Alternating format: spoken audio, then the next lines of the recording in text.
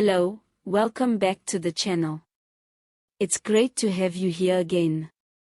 Today's news is one that shows you just how small the world really is, and how criminals sometimes forget that technology can trace them faster than they think.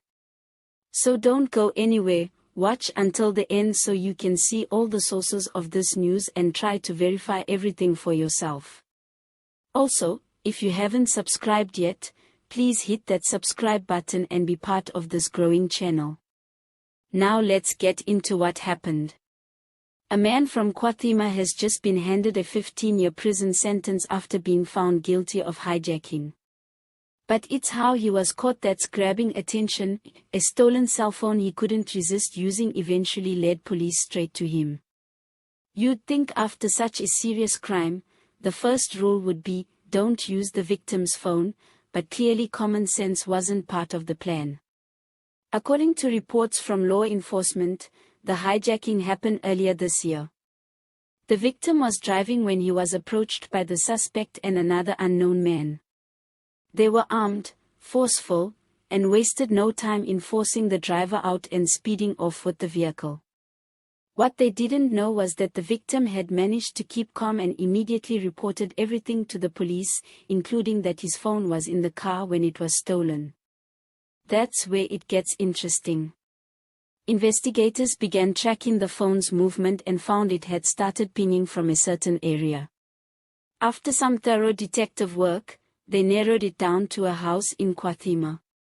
Police moved in, found the phone, and arrested the suspect, who was found in possession of more items linked to other criminal cases.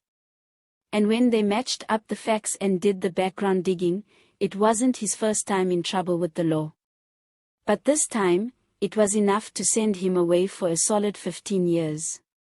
It's a classic case of technology doing the work.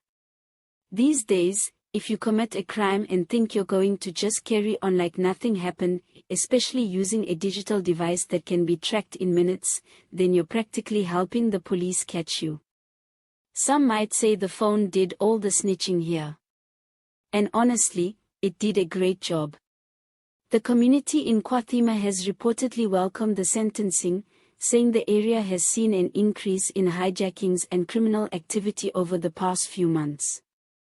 Residents have been living in fear, especially those who work night shifts or travel during early hours. So, hearing that at least one criminal is off the streets gives some relief.